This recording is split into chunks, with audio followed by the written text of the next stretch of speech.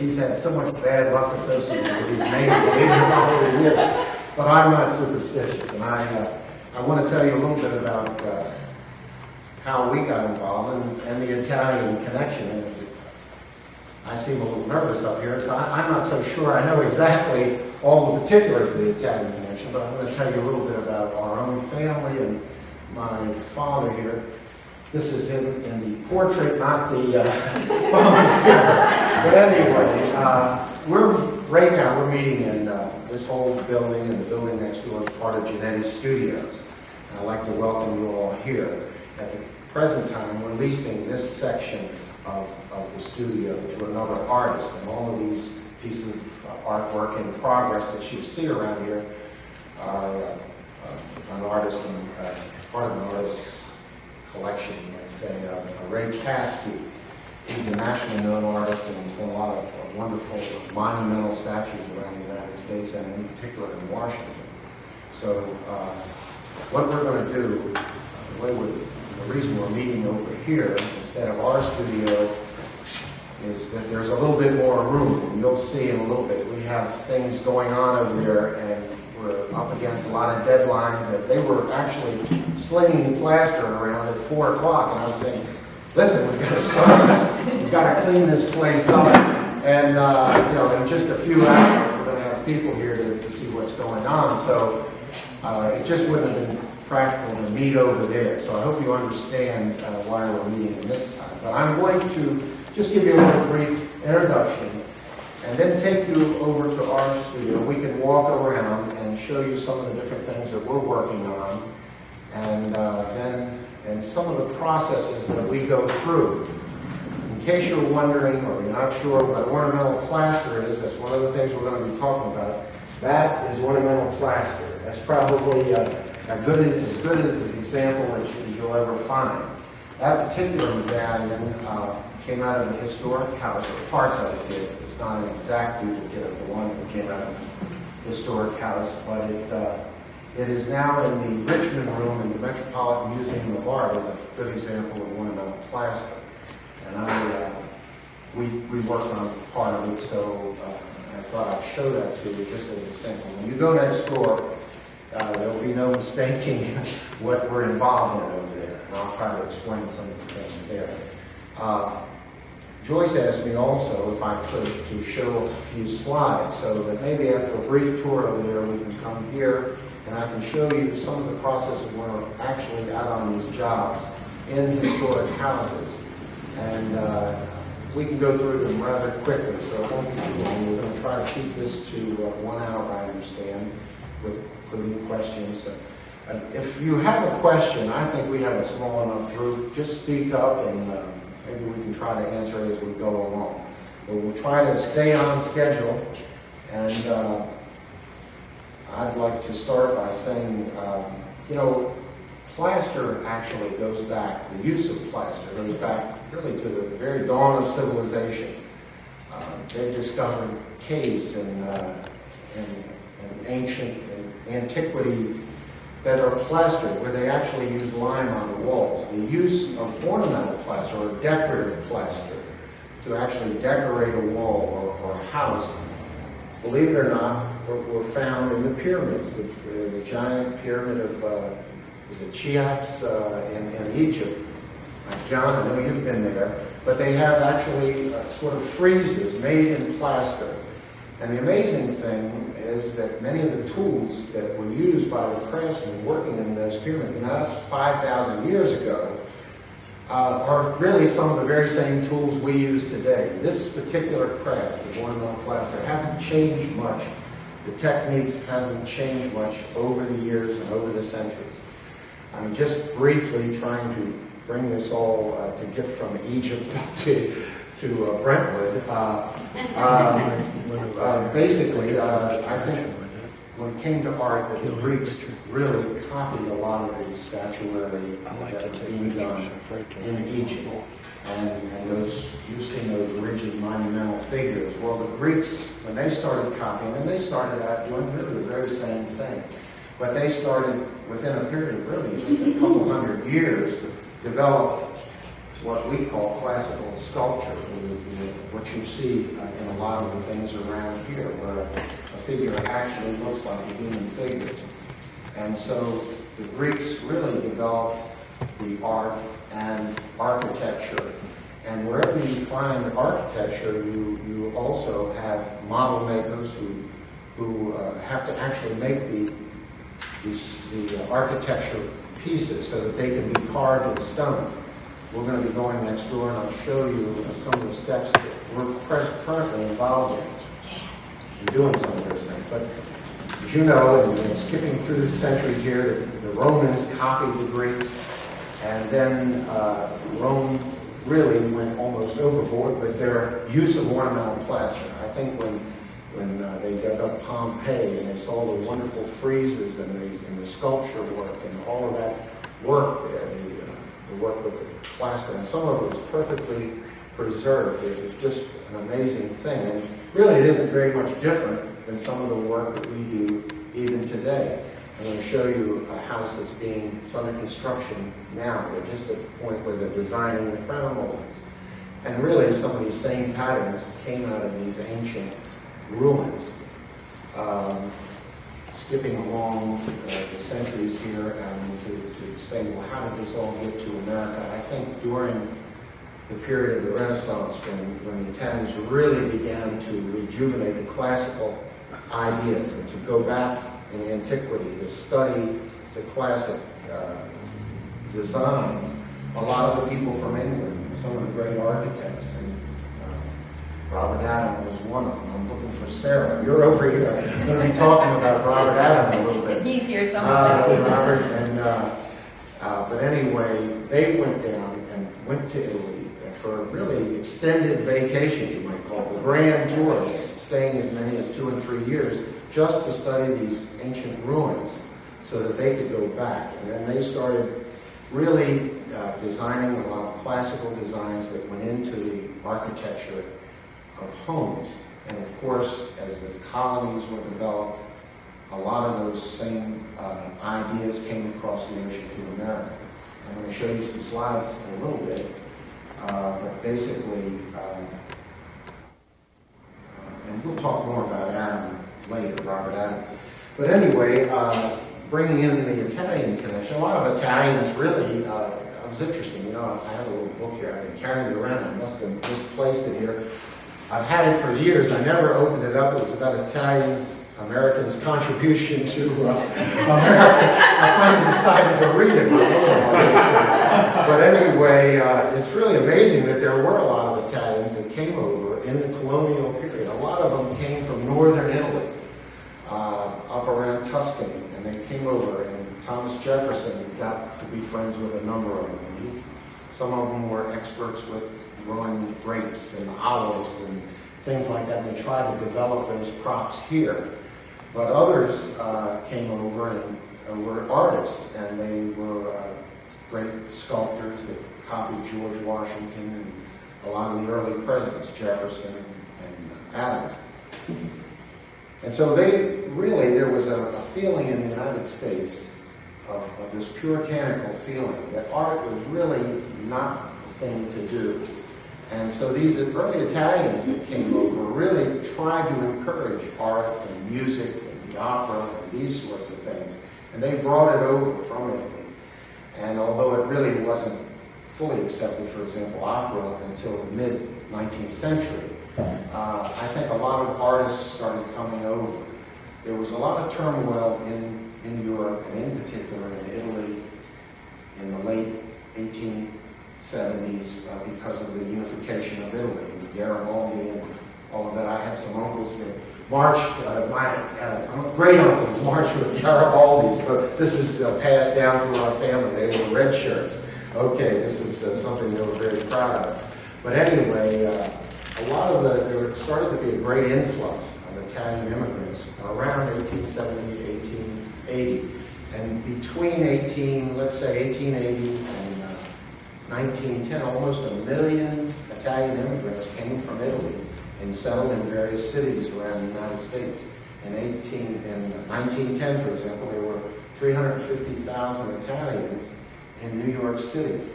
which is kind of remarkable. One of those Italians was my father. He came from a little town in northern Italy, 25 miles from Florence, one of those little mountain towns. And it's hard to believe that he was 13 years old. My daughter is 13 years old. She was going to come tonight, but I guess she had her own work and couldn't come. But to think that he would have left his home now. His father was the same kind of craft that my father eventually developed as well. He was an artist, and my grandfather was great-grandfather was an artist. But the point is, he died when my father was about 10 or 11 years old. And I think in those towns there wasn't really anything to do. Somebody came through the town and said, look, there's lots of work in America. So they gathered up a lot of kids in that town and brought them to the United States. Most of them were a little older. But my father was a real adventurous guy, and he always loved to travel. And so he came over to the United States. Now, it's so funny because when we were growing up, my mother always used to say, just think, your father came to America in a boat all by himself when he was 13 years old. And we were imagining rowing coming all by himself. And I think she meant without any parents or anything. But it is amazing that when he got here, he came through Ellis Island, like so many address, and it was in Brooklyn, so he left, got over to New York City, somehow wound up, he didn't get to the address, but it was a workshop in Brooklyn where he started working. He got there about 6 in the evening, he hadn't had anything to eat all day, and when he got there, they didn't say, well, I'm glad you made it, or it's here. They said, oh, you're finally here. This is where you have to start working. This is your spot. And we worked for another 2 hours. And he worked with them the very first day he arrived in America. It's kind of amazing. And he worked straight through till he was 84 years old. This picture was painted by a friend of ours. We know a lot of artists, as you can probably tell. And she wanted to paint this painting of my father. We had a picture of him when he was, at the time he started Giannetti Studios, and he was in his early 50s. None of us remember him looking this young, but except my sister might. Anyway, I wanted to really, I guess basically what we ought to do now, in keeping on schedule, let's go into our studio, and I can explain some of the things that we actually get involved in, some of the processes. We'll come back and show some slides. But one thing I want to mention, my father started out as a young boy working in a shop, and what they did was they made little statues. They were called figurines, little figurines. And there was an Italian way of saying, I think they were called figuristas, were the people that made figurines. And they would make little molds on these figurines. Most of them were saints or different things like that. And then after they made them, they made the molds, and then they would paint them and actually get them completely ready. And there may have been 50 people working in one shop. Then they would go out in New York City or different places all around New York and sell them. They had a little basket. They would sell these little figurines. And it's really funny because one time I saw a cartoon, and it showed Columbus arriving in the Santa Maria, arriving on the shores of America, and there was a little Italian selling one of these figurines on the shore. They must have been everywhere. But anyway, he really developed a skill for sculpture. And he was encouraged by several of the people that he worked for. He worked for a big company. And they started letting him do the sculpting and model making. And really, that's what we are, model makers more than sculptors like Ray here is strictly a sculptor. But some of the jobs that we got were from the government. And because we were located here in Washington, the government was a GSA, the purchasing division of the government would quite often come to us, and we would make seals for all the various government agencies. And my father designed the American seal here for numerous buildings. We did this in about 6 different sizes. One of them was even 10 feet tall over the years. He became so well known they even called him the Eagle Man.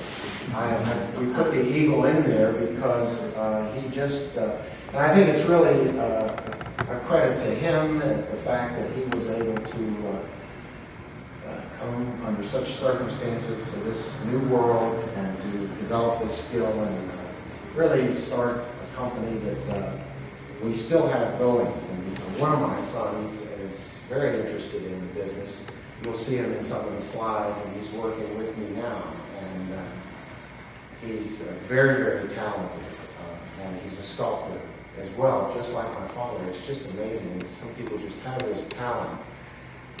My brother and I both went to the University of Maryland. We both took business administration. And although my brother certainly has a great deal of artistic talent, I guess we all do in a way, but to be a real true sculptor is something, again, and I'm happy to say that my youngest son seems to be willing. Unfortunately, he's also interested in rock and roll, and he's in a rock and roll band right now. That seems to be his main obsession. But why don't we just now go on next door, and I think bring your purses and all, and things like that. Let's talk about this first. This is a project that we're currently working on. You know, when we talk about, we really call ourselves architectural sculptors. We do things that are mainly involving the architecture of buildings. But this is the seal of the Military Academy at West Point. And this is going to be carved in stone. It's going to be actually mounted right on a building up in West Point. We haven't been up to the site or anything like that. And they asked us to do this seal. Now, the lower part of the seal is here. We made a plaster model of that. And after we're finished with it, we will ship it to a stone carver in Indiana. We're just going to use Indiana limestone. And it will be carved. So that's why certain things have to be made to make it accommodate stone. So it's a slightly different. If it was going to be made in bronze, for example, you wouldn't need these leaves to be quite that heavy. You could make them thinner. But it's amazing, you know, they're doing a job for the naval of the West Point. This is all the sketch that they gave us, and it has a few measurements on it, and it's really amazing. You would think that they would have had a real detailed thing. But we did finally get this picture, which was a little bit of a help, but it's really curious that sometimes you don't get a whole lot of information on some of the things we're doing. We're... Excuse me, you said heavier. Did you mean deeper? No, this is clay. This is a kind of plastoline, but it's heavier. See how these leaves go all the way back? So in other words, you can't carve it. If it was bronze, for example, you could have a little thin leaf there and be strong. It would be by itself. But because it's going to be carved in stone, these have to go all the way back because it will all be part of one stone. They would never cut it like that because then that would probably break off very quickly. And the same for these leaves. And it will be up high, so it will be really viewed from below. Anyway, someone asked a little while ago, is this the same kind of plaster? Whenever you talk about plaster, it's not the same kind of plaster that you have in plaster walls. Plaster walls, you have lime mixed with your plaster. But this is pure plaster of Paris. If you've ever wondered why do they call it the plaster of Paris, it's near Paris, just outside of Paris. There are great gypsum deposits. And they dug this up, and I think that's really why plaster was so popular in France and the decoration of all those beautiful castles and places like that. It was all from that gypsum deposit just outside of Paris. And all plaster, even though it doesn't come from there, is still referred to as plaster of Paris. It doesn't have lime in it, doesn't affect your hands, and won't burn you. I don't want to keep you all standing up too long. There are a lot of different things. Well, yeah, apparently, I don't think it's tobacco, but it sure looks like a tobacco leaf, doesn't it? But you know, I think it's a laurel leaf. It's a laurel leaf. What is the consistency of this? Well, it's just like water clay. It's the same, but it doesn't get hard. Now, water clay dries out and it cracks. Right, so this sort of thing. yeah, it's like silly putty in a way. You know, it just doesn't get hard, and you just keep working with it. Now, we have a sculptor that's working with us. It's really amazing. It's almost like the United Nations here. We have some Oriental fellows working with us, some Russian guys, and they're all wonderful craftsmen. We've had people from Poland, people from Czechoslovakia, and Lithuania, and even Vietnam a couple of years ago. And so it's interesting that a lot of artists come here and they want to work on this kind of thing. We have an ongoing business, and we don't look at it as art in a certain sense. We look at it as like these are jobs that we've got to do. One of the biggest jobs that we're working on right now is a job right in Bowie, in Prince George's County, I'm happy to say. We're working in a Catholic church. Let me just show you, maybe you can see it. A very modern church. The back wall of the church was very plain, just like this. This is the side wall, but we didn't get a before picture of the back altar wall. And it was just a plain window there. And what the priest wanted over there, Father Henry, was something that looked more like a church, as he put it. So it's in a Gothic style. So we developed this scheme here around the window, and we've been working on that. He had an acoustical ceiling as you walked in the church, just in the narthex, and he wanted these coffers, and he kept saying, but that's not Gothic. But he really wanted it, so we figured, well, we'll put them there, and that'll satisfy him on the call. And it's true, it worked. But now we're working on these huge beams. If you can see this all through the church, a very modern church. Most churches look like this that are built in the last 10 years. This church is just 7 years old. But he wants it to look like a Gothic cathedral. And we talk about a challenge. This is really, what we're doing is covering all of these beams with a plaster piece that looks like a beam that we copied from the National Cathedral. So it's pretty authentic. And for example, you can look at these a little bit later. For example, in the corner where a lot of these beams came together, and he wanted columns in there, and I said, Father, it's almost going to be impossible. We came up with a scheme to make the columns in the same spot like this. So you can take a look at it, and we developed some various friezes. A lot of it isn't as Gothic as it might be, but nevertheless, we're getting there little by little. I was talking about my son being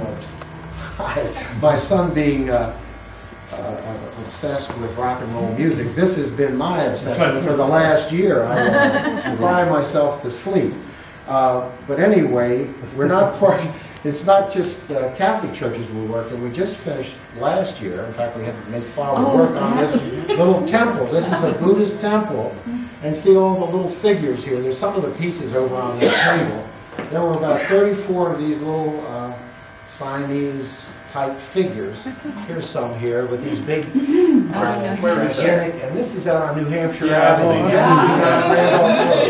You don't and it just keeps growing and growing, and have all of these little features. And we made everything right here in the shop. What are they made out of? Well, now these are made out of an exterior grade type material. It's not plaster, but it's a mixture of plaster, cement, and really plastic. And it holds up outside. We've been using it on some miracle material that we've been using on buildings. And, we've worked on a lot of buildings in New York City and different places. These were some capitals that we worked on the courthouse up in New York, right in Manhattan. They were almost 8 feet tall, and they stood right here in the shop.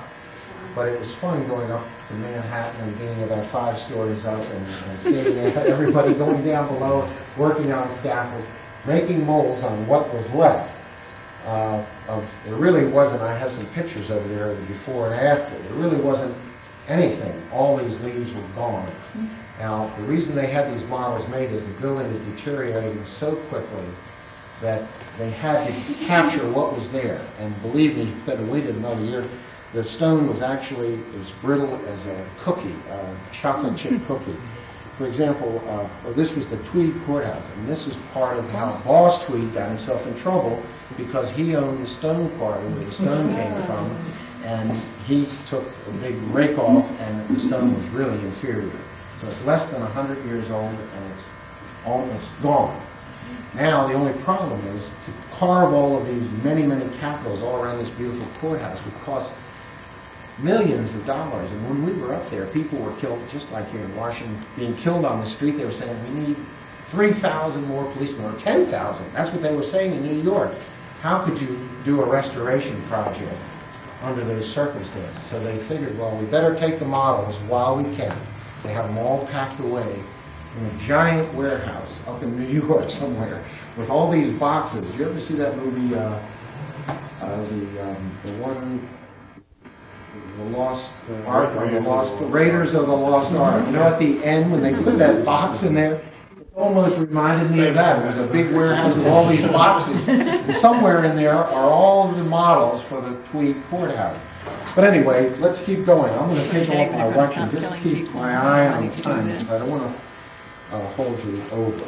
Any pollution they do that, or is it? And pollution as well, not only the stone, but the pollution as well. And you're wondering what that is.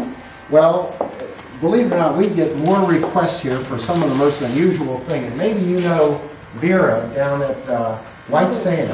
You know of her. She's a terrific person. I think she's quite elderly.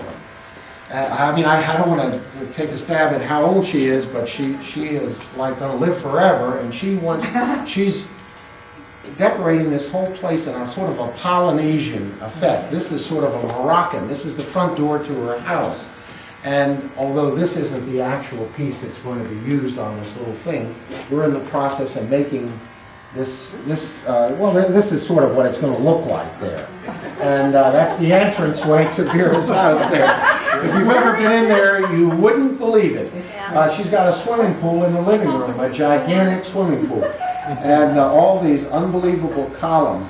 But anyway, this is part of the process of making the screening that'll go on this sort of Moroccan entranceway. I don't know what else to call it. I guess it's Moroccan. But anyway, this will be part of the model, or one of the things. When you say you're working at the church, what do you yourself do? I actually get up on that scaffold, 35 feet in the air, and attach those beams. So we actually, here's a part of the beam. This is one of the beams, for example. And these things are about 9 feet long, and we got to get them all lined up nice and straight. And as my wife said, that's probably as close to heaven as I'll ever get. But I've been working in a church all day, every day. It's really amazing.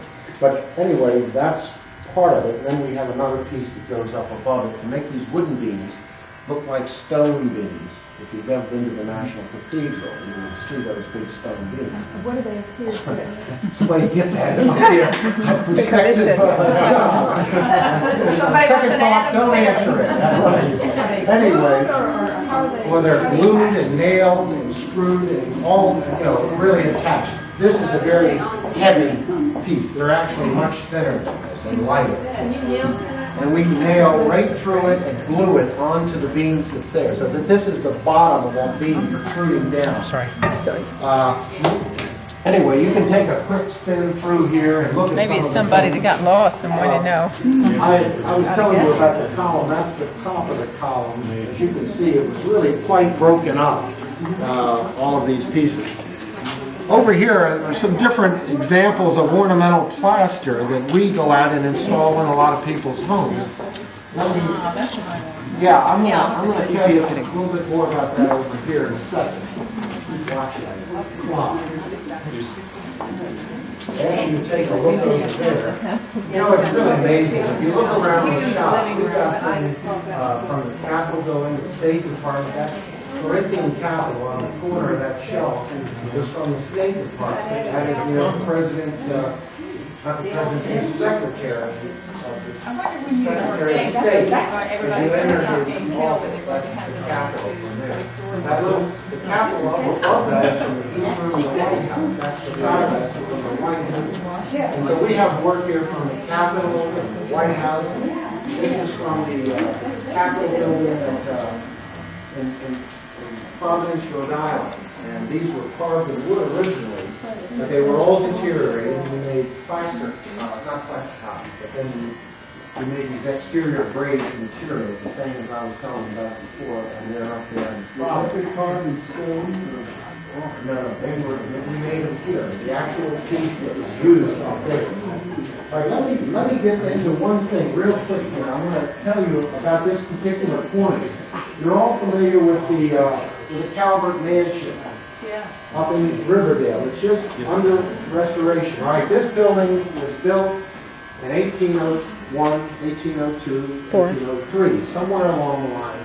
Rosalie decided to put ornamental plaster in there. I think after the house was up, and then she finally got somebody to come up from the Capitol, I believe in her book, in the letter she tells about it, and she said, oh, we designed one room, it's a wonderful, and I thought she referred to it as the Greek room. It could be this room that she was referring to because of the Greek triglyph, which is under in the cornice. Now, this is a chunk of the actual cornice that came out of there, and the reason we have it is we had to replace some of the missing pieces. If you're familiar, remember the old mirror that used to be up there? Well, this was in the dining room, what is now the dining room. They cut the cornice and just to fit the big mirror in there. People do that all the time, they still do it, and we're constantly going out and repairing spots. But that's another story. Anyway, we had to replace those missing parts. And the way you do it, and the way this process is done, is first you make a template out of metal here. This is just simple galvanized metal. And then with wet plaster, you can almost see this was done here this afternoon. This is a job that's going down at Capitol Hill. There's some pieces out in the hallway. They're going to pick them up tomorrow morning, and they're going to go down to Capitol Hill and put this in. You just take wet plaster, and you run this little template right along the edge here. And actually, this guy still has his thing here. You just run that right along through the wet plaster, and it forms. And after about 20 minutes, it'll form and set up into a hard That thing. was the way to have the basic shape and Well, that's just it. See, this is a material different example. Oh, it's very thin, and I'm going to show you. Although this isn't the one we did for the Calvin Mansion, Riversdale, this is basically what you wind up with. So we had to make several sections like this to replace the missing pieces up at Riverdale. And then we took molds of all the actual little leaves and all the various elements, and we made copies of them. Now, at Riverdale, there's the cornice, and then it comes down about 6 inches, and they have these designs every so often. Some of these weren't used because they were, for one reason or another, rejected. But basically, you just add these little things on as you go along. Now, they've been doing this since 1803. It's the same way that it was done then, and we really basically do the same thing now. Although sometimes we make these up, and see, and then you have the leaves up above. How do you attach it? You just, with a little bit of plaster, and you just stick it right on there. I'm going to show you in the slides. We're going to go over and take a quick look at that. But basically, that's the cornice at Riversdale, and that's how it was done all the way around the room. But as you know, if you've ever tried to pick out a cornice or design something for your room, it drives you crazy trying to come up with the right design and what you. And so quite often, you hire architects to do this. Now, this is a house that's being built right now. That's all right. Had a wonderful plan here. We thought that this would really look good in the spring house. Now, this is a home that's probably going to cost about $6 or $7 million. You may know this guy. His name is Learman. He's the owner of Giannetti. One of the big guys with Giannetti. I don't know exactly what he's. All I know is that you can tell these big shots when they come in, but he wants everything perfect. This is what I'm getting to, and I don't mean to make light of it. He's a wonderful customer, but the point is, he had this plan, see, and we did it. And he came in and he looked at it and he said, "Geez, that's really nice, but this is going in his great room." And so he said, "I just don't know. I don't think that's right." He was hemming and hawing, couldn't decide what it was going to look like. We made another version that had different things. Well, my dear friend, Sarah Bourne, just came back from England, and she brought this wonderful book by Robert Adams. See, Robert Adams went to Italy to study, I think there was a picture in here. Anyway, he went to study a lot of the classical designs, and he copied a lot of the antique things in Italy. I guess it was Diocletian's palace. Probably. Okay. Yeah. All right. He wrote a book about it, and he went back to England. People started seeing this. They started calling for this thing. Well, because he was hemming and hawing, he didn't like this, he didn't like that. I pulled out Sarah's book, so help me, and he said, "That's what I want. That's exactly what I want." And so we developed this, but it's really great. You look at this and you say, "Well, that's great. We'll do that." But as you look here, Adams had it figured out so that all of these festoons ended exactly in the corner. And the guy said, "Now, I want everything to end exactly in the corner." You know, and this is where the challenge comes in. But we're in the process of doing this. This is a sample model that will be now taken over to the decorator to have him look at it. But now this is a sort of a job in progress, and now the next, actually probably a few months, because I know I'm going to be at least another 2 months on this church. We've got to finish that first because the Archbishop is coming. And this is the boss that's going to go in the center. If you're wondering what this was, and I guess that's what I was leading on, this will be turned upside down, and right in the center of the church will be this design. Now you can see how we painted them. He used a lot of gold and color, and in behind he used a deep red burgundy color. There's this real gold leaf on it, and on here. And this isn't the one that's going to go there, but he wants the Holy Ghost or the Holy Spirit, whatever it is, and a dove. Is what it is. And that's what he wants. So it's funny, whatever you want, you get. You know, and that's what we're going to try to give him. Okay, so if you have any questions, Just to give me a perspective on how much this would cost if I like one. Okay, like these ceiling medallions, for example, people buy these and put them in their homes all the time. I mean, they're anywhere from $30 to maybe $100. Some of the larger ones are maybe $120 or $150, and that's for the medallion. Like say this little one here is about $70. If you want to take just a minute, we can walk downstairs and you can see the shop where a lot of the work is actually working. You know, that urn was actually, we had to make that for one of the decorators. I said, what is, I said, the heck with me, but it's really Woodward Loafer. They were just decorating some of these things. Okay, now this, in order to make these little leaves, we used kind of a polyurethane plastic, a combination of plastics. It really feels like rubber, and for all intents and purposes, it is just like rubber. Is it something easily available? Yeah, you can buy this at Reed's Plastic. Anybody can buy it. John, Yes. these are called Prince of Wales.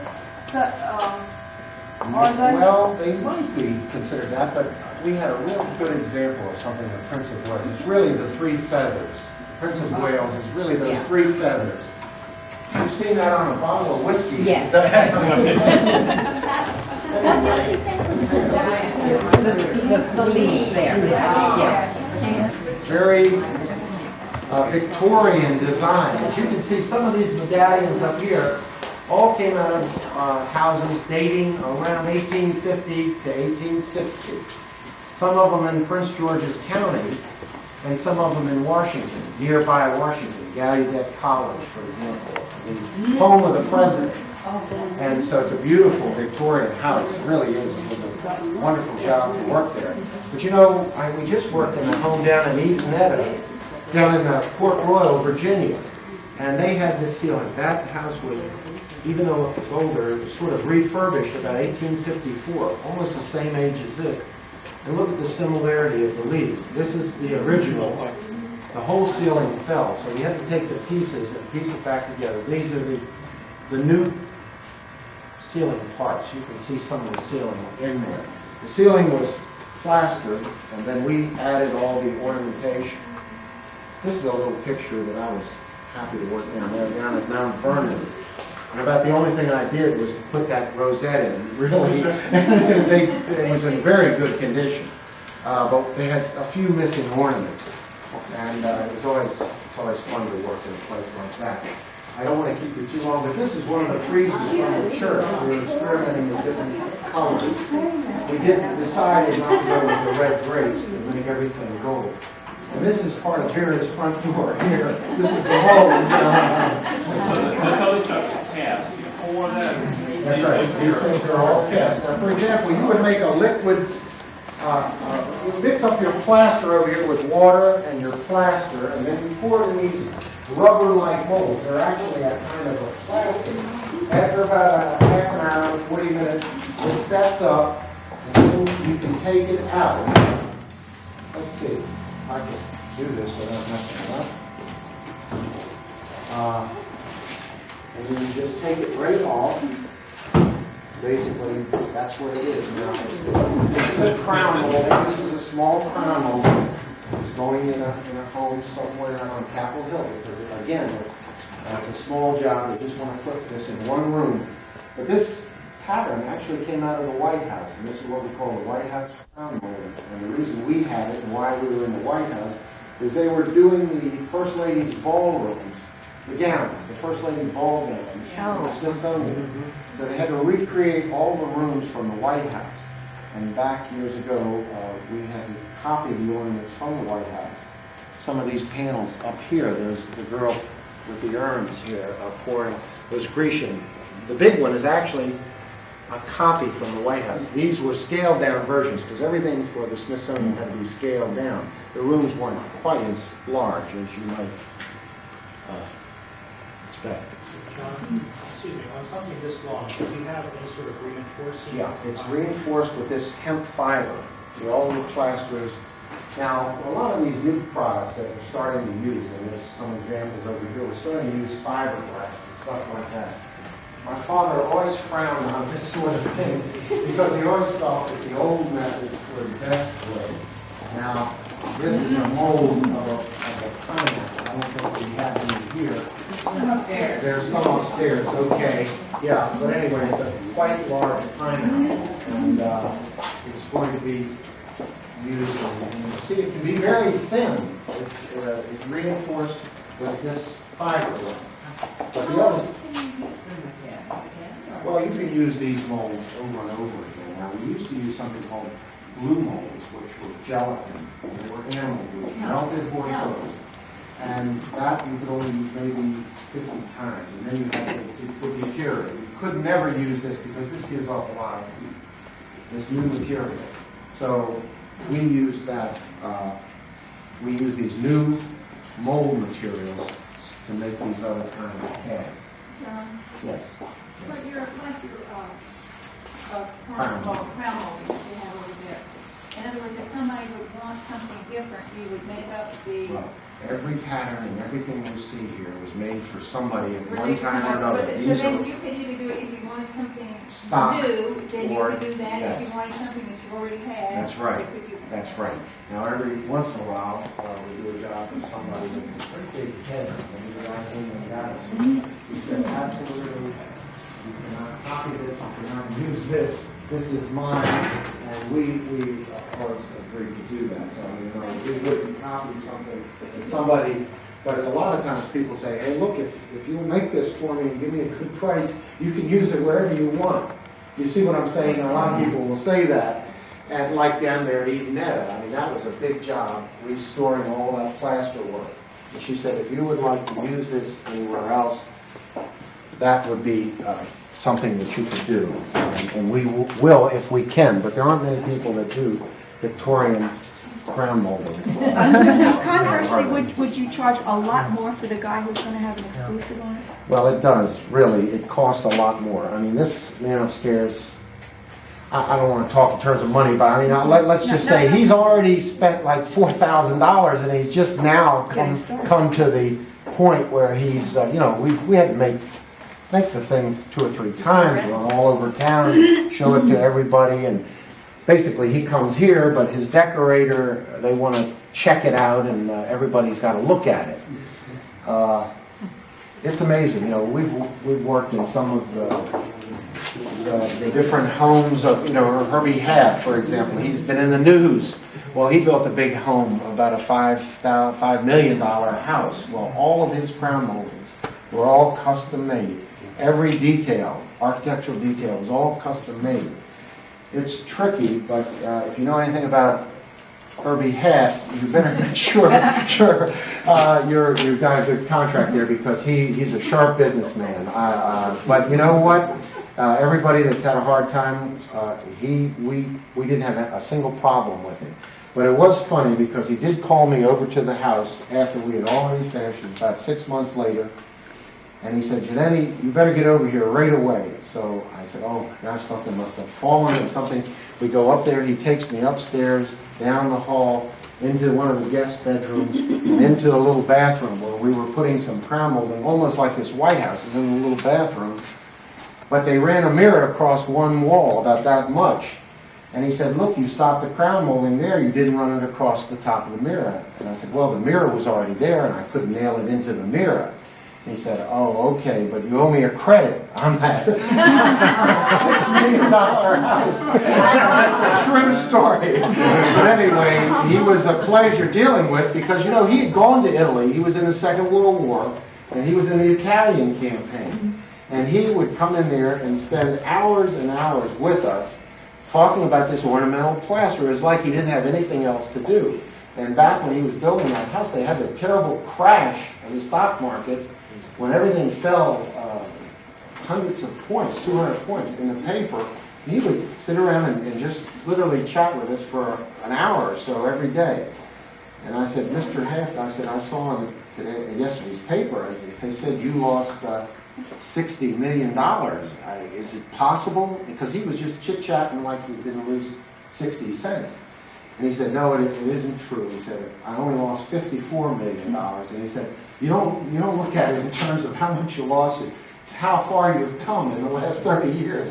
So his entranceway was really spectacular, and he was so happy about it because he said, I like to have a real outstanding looking entranceway. He said, so when my creditors come in the door, they feel confident. He said he wanted them to feel like, wow, this is really something. It was a real palace, that house. I don't know if you've ever seen pictures of it in all the news, but it's one of the most beautiful houses I've ever worked in.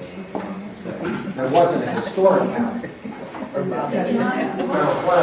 Well, we didn't work in this house. This is an English country house in Oxfordshire, but as you can see there, the quite extensive use of ornamental plaster.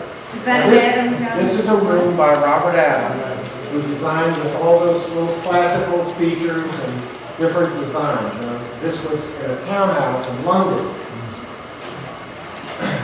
Now this is a house in France, but their use of ornamental plaster, you can see it surrounding the mirror and the swags above, and the crown moldings and the paneling for various uses of ornamental plaster. And this is sort of an English example of, I guess that would be kind of a Tudor use of Gothic, with the fancy ceiling. Can you imagine? That thing we were looking at in the shop there, I said it was the main boss of the church. See how that main thing comes down right in the center? That's how that would be at the church, I hope. You can figure out how they can stay up there. Now this is my place in West High. No, I'm just kidding. This is a palazzo in a palace in Venice, about 1732. And of course their use of ornamental plaster is really extensive. But what I'm going to try to do is show you some things in metal. Now that's the Pecca house, which very interestingly enough, a lot of people think that Pacca might have had some Italian roots way back. And of course we know he was an Englishman. But there were a lot of Romans up there in England for a long time. This is inside. And when they were working on the restoration of the Pacca house, of course the crown molding was intact and in good shape, so it didn't need any repair, just basically a little repair. But those scrolls around the overmantel were on there, and the only thing that showed was a ghost that was there. When they took the old paint off and everything, they saw the outline of this scroll. And so we were able to make it up and install it over the Pacca house in Annapolis. And of course, down the street, this is I'm forgetting some of the names of those places. Across from the Hammond Harwood house. Chase Floyd, yeah, right. That's their entrance way. Of course, that beautiful ceiling and that beautiful plaster work. And here is I'm getting tired, or what did we just say? The Hammond Harwood house. Yes. Okay. Beautiful. Crown molding. You know, Buckland, who may have done the Hammond Harwood, in fact, he did do the Hammond Harwood house, also did a lot of the homes in Virginia. This is a Buckland house. This is Kenmore down in Fredericksburg. If you've never been there, I suggest you visit. It's a fabulous house. You know, it really looks very plain on the outside, but if you get inside, the ceiling and plaster work is what I would consider the greatest 18th century plaster work in the United States. It's literally fabulous, and it was all done in place. I didn't explain how they used to run the plaster right in place, those circles. Then they would add the little ornaments on after. The reason I'm showing you these pictures is I stopped there one time. I was visiting some architects in Richmond, and they suggested that I stop at the Kenmore house since I had never been there. When I was there, I saw the condition of the ceilings. They were very, very dark. I mean, almost black. Dark gray from all the years of using candles. This house has never had electricity and still doesn't, as far as the lighting goes. And what I'm saying is, I suggested that possibly if they ever needed to do any restoration, we might be interested in helping them. It was amazing because about a week later they called us up and said, look, they want us to come down and clean all the old paint off the crown mold. I said, well, that's really not our thing. But I recommended a company that the Smithsonian and the U.S. Capitol, we called the architect of the Capitol, gave us the name of a company in Connecticut. And they started cleaning the ornaments. Well, you can see how far they went. They only went about 18 inches, maybe less. And they said, this is impossible to clean. They gave up. It was impossible to do because the seal, it was too fragile. All the ornaments were popping off. Well, they called us down there and they begged us to take a look at the ceiling. And so we called the Smithsonian and said, well, listen, how do we clean these ceilings? And they said, well, one of the best ways is to take loaves of bread and cut the crust off and just use the nice soft bread. Can you imagine how many loaves of bread it would take to clean the ceiling? They were serious. We went down there, and of course we had to deal with the ladies of Kenmore, which were really wonderful, but they were watching every move we made. For example, when we were in this room, I was leaning on one of the chairs there, looking up at the ceiling, and I looked around at several of the docents, and their eyeballs drilled holes right in this 18th century chair that I was leaning on there. They loved this place and everything about it. And my brother was really very much afraid of ruining the ceilings at Kenmore if we went down there.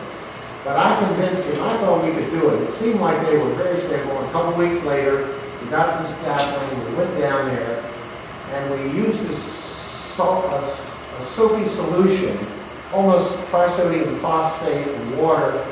Really, it's like spick and span. And we started cleaning the old paint off. It was water soluble. It cleaned right back to the bare plastic. The white is literally bare plastic. But you know, if you take a close look, those leaves there are very, very similar to the ones that we just saw from the Riversdale Mansion. It was done exactly the same way. We don't have time for me to explain how you go into how they made it, but they had hundreds of little molds made out of not polyurethane, since they didn't use it, but they used wax molds in those days, and they could use the wax mold over and over again. And then they would put each individual leaf on it. We would clean with water, and we would wipe it clean, and a lot of times we knocked off little pieces or fixed cracks. If we knocked off the leaf, we would just put it right back with a little dab of plaster on the back of the leaf, and then just stick it back up. Now, you know, when you think of it, we were really the perfect people to clean a ceiling like that, because as you knock these leaves off, you know, we just did exactly what the guy that put that ceiling up 200 years ago, actually his house was 1752, just a little dab of plaster, and it went right back up. John? Yes. Excuse me, when you're cleaning, does the plaster absorb any of the water? Oh yeah, it does absorb the water, but you have to make your plaster kind of soupy, and you have to soak it a little bit before you put it up there, so it doesn't absorb too much. Okay, but I'm sorry. When you're cleaning the plaster, if you're using water, I mean, how much? Yeah, it was absorbing. It was absorbing definitely into the water, but luckily everything held and it worked out fine, and we didn't have any problems. I I thought. Well, that thing was so solid. It was one of the most solid ceilings. I mean, it was as hard as this metal top on this table. I've never seen anything like it. And of course, no, it only took us 3 weeks to clean all of the ceilings there. It was just really incredible. Because really, they were in wonderful condition. Now, there were a few leaves that were missing, like this. We would make a little mold and then make castings of the various little leaves and then put them up.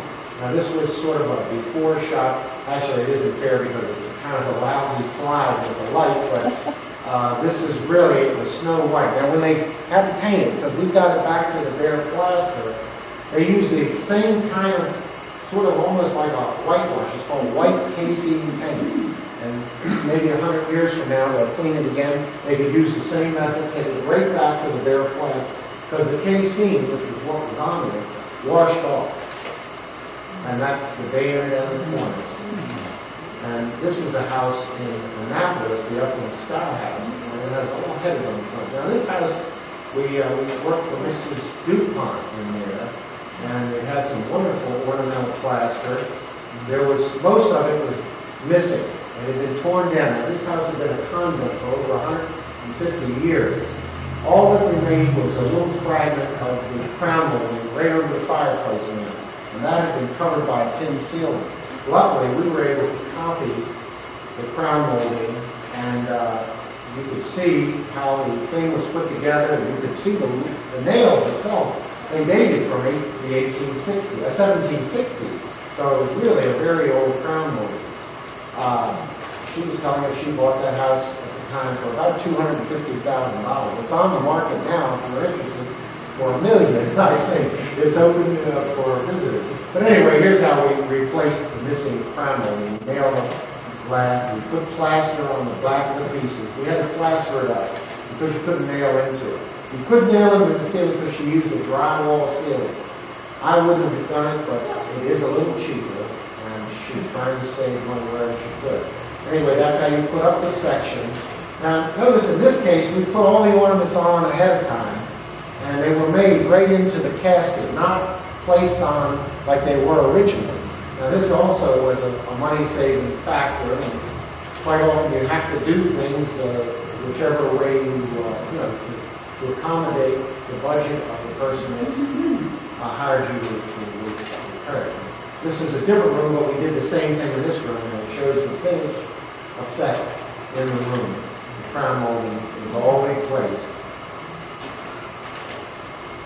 This is Louis Goldstein's house. If you've ever been down to Oakland Hall, and he had a bunch of these Victorian medallions. This was put in about 1854, and a lot of the pieces had dropped off. So we would remove a piece opposite the one that was missing, and then make a mold on it, make a casting, and then go back and put it on.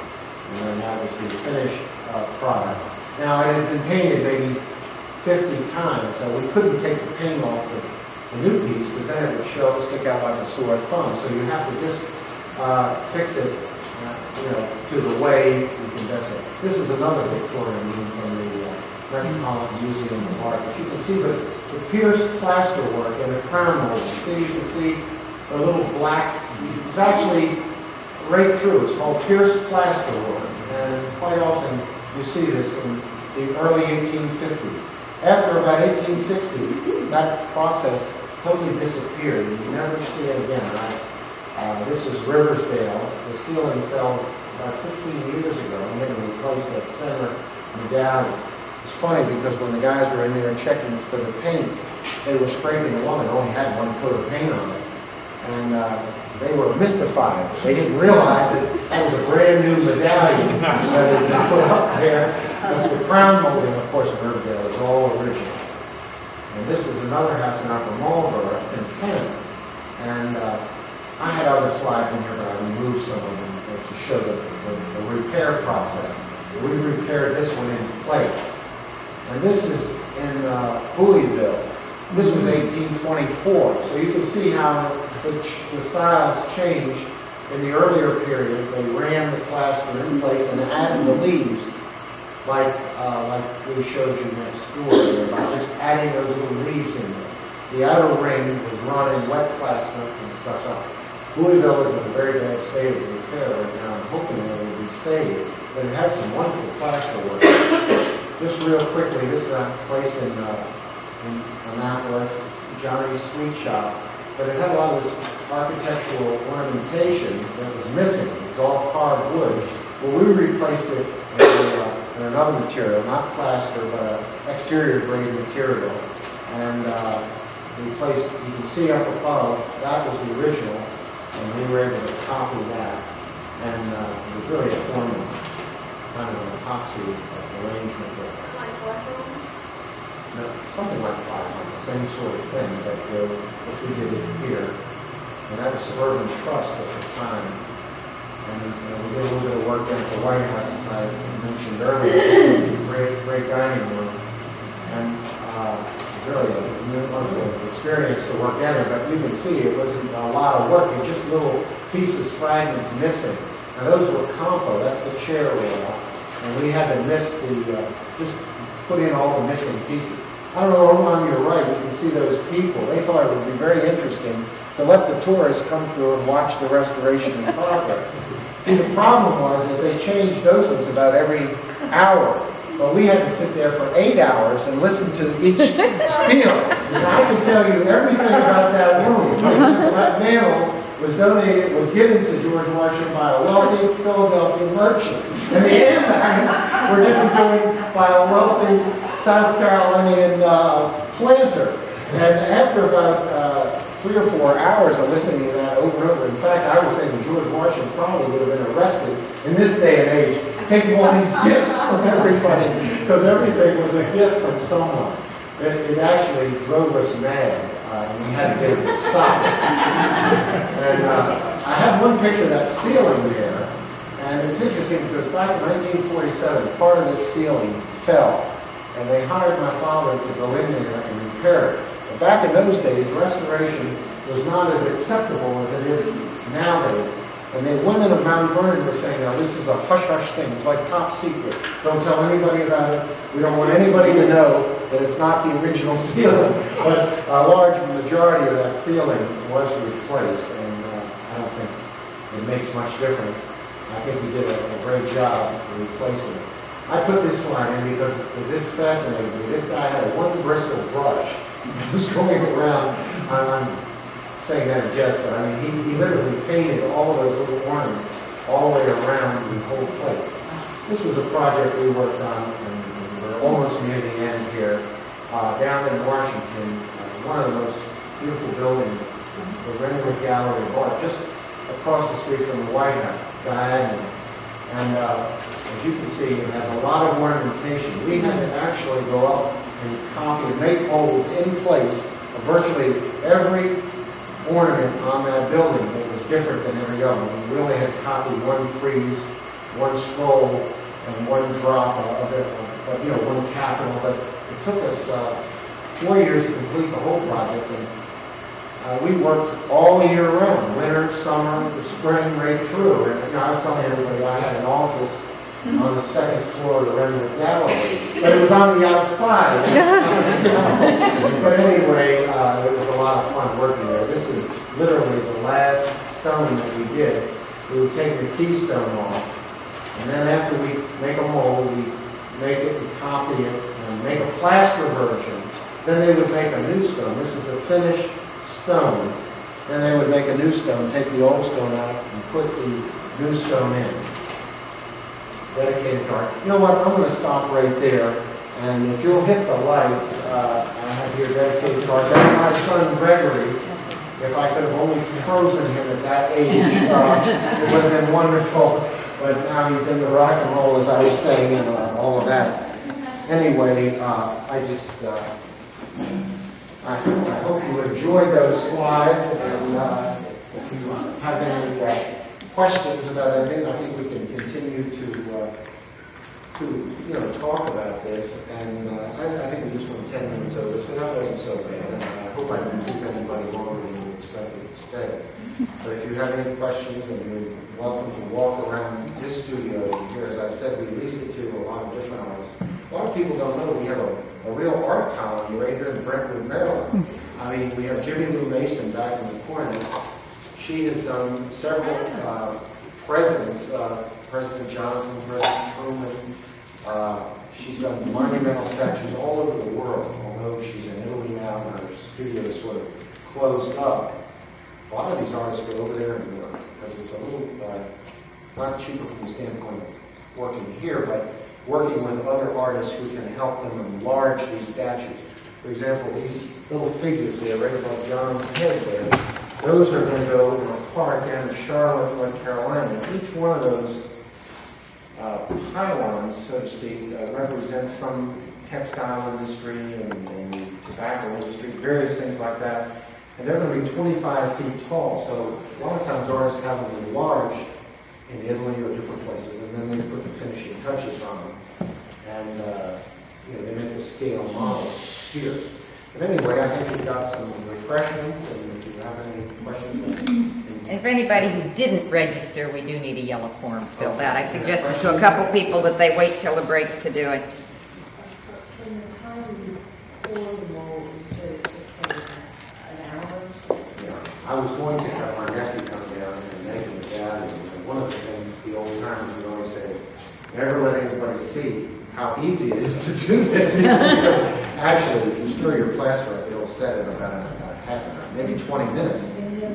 So you pour your liquid plaster in the mold, and it sets up within about 20 minutes. So you pop it out, and then you're ready to make another one. Can you use that immediately? Well, no, it's what they call green. It's not really green, it's just wet. It has to dry out. Now these plaster casts, for example, have been out, probably years ago. You can always tell something is dry because of the way it sounds. Something that's full of water has a very dense sound. It's just water.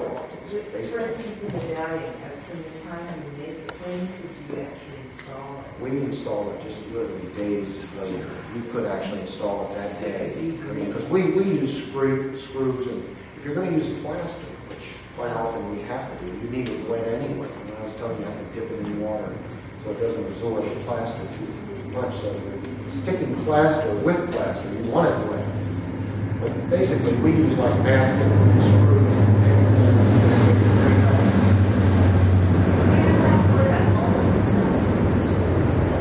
Developing a mold. Certain kinds of products, there's something called hydrocal. It has a lot of dextrose in it, like sugar. And that sugar sometimes will develop little spots. We'll get a call from somebody that says, hey, my medallion's growing spots, which is, don't worry, just brush it off. Once you think that seals it. Everything really plaster should be sealed. But then you paint, use that paint. We should put a coat of white paint on it. And then after a while, it's so built up. I had corners way back on the back bench over there. There's a place in Washington, again on Capitol, Philadelphia Road, if you're familiar with Philadelphia Road. The whole row of houses was built in 1860 by someone from Philadelphia to accommodate his wife who missed Philadelphia. Anyway, that whole row had that ornament, and it had been painted. You wouldn't believe you couldn't even discern any variation in the ornament. It had been painted so many times. But she took all that, we took all the paint off, and now we're going to go through the process of copying it, putting it in the ground. When you paint the plaster, you use latex or oil-based? I'm not really an expert on that painting, but I've seen people just, believe me, we put it in these houses. They come in with these spray guns, and these guys just spray it in like an hour, the whole house. I mean, it's amazing. I think they just use wall paint, but really the proper way is to put a primer on it, I would think. That seals it, then you can put your finish coat on it. Now, you were saying that this plaster is used for casting typically doesn't have lime and it like the walls. We don't do flat walls. That's another craft altogether. It's not plaster. I guess I was a couple of questions. One is what is the function of the lime, and the second is in a place like Kenmore where the ornament is actually done in the wall plaster in place. Yeah. Was that in fact the lime? It's hard to say, but I would plaster? think it probably was with the line. Yeah, well, we've done work in the State Department. The crown molding in the Thomas Jefferson room of the State Department is 36 inches. It's the most beautiful crown molding we've ever seen. Everything is run in place with lime in it. So you've got to really be careful. Then we came along and put all of those ornaments on individually, each and every little piece. It was just an incredible job. But it did turn out, and I'm proud to say we got a craftsmanship award from the Washington Building Conference for that job, and the ceiling as well. So it was quite a project. If you ever, it's open for tours. It's really a fabulous place. The antiques in there are just unbelievable. Well, when you say run in place, I could sit on the side. Well, remember when I was telling you they take that template, that metal template? Well, basically, and you can imagine the one that was used at the State Department was 36 inches, and they run it right along the wall. They build a track on the wall, and they run that template right along the wall with wet plaster. And they, it's kind of like whipped cream. You know what I'm saying? It isn't going to run down. It's real thick, like whipped cream. And then you run it along, and then it sets up right away. But the reason you use the lime is it retards it from setting up. See, plaster sets very quickly. If you took plaster to Paris, you would go crazy because you couldn't get it 2 feet. Yeah. But we can make these short runs on the bench. That was done with plaster. You can make a short run like that, but you'd be surprised when we get bigger ones. They're not so easy to do. Does lime make the material any more or any less fragile? I don't think so. I think it makes it harder. That lime really gets hard on there, and it really makes it almost, not so many, but it really gets hard. And, the Vinweezy one, I got to say, I didn't go into a lot of detail, but lime goes back a long, long way, and it's smooth. See, it also allows that plaster. Now, a lot of times I mix lime and plaster, and then you can slick it. You can make it perfectly smooth. If you've ever seen a freshly plastered wall, it's a thing of beauty. We have to deal with all this drywall nowadays, and so we have to use glues and screws and nails and things like that. We can't really plaster. If you had plaster, you would just wet it, and then you could just put a layer of that's right. You would do it with wet. I had showed you a couple of things. In fact, Mr. Hampton, he was there sitting there talking to us and teasing us a lot of times and saying, well, when I was in Italy, those guys did it in place. They did the plaster in place, and I was saying, yeah, but they didn't have drywall ceilings and walls. He said, you're right, okay. I don't want to leave the impression that I got the best of her behalf. But it was funny because my father-in-law said, look, you'll never get paid. Everybody's saying you're going to have to sue him, but he gave us his final check. He paid us personally. And on the last check he gave us, he had a final payment. I made a Xerox copy of that to show my father. I was proud of that. He was quite a businessman. Any more questions? What?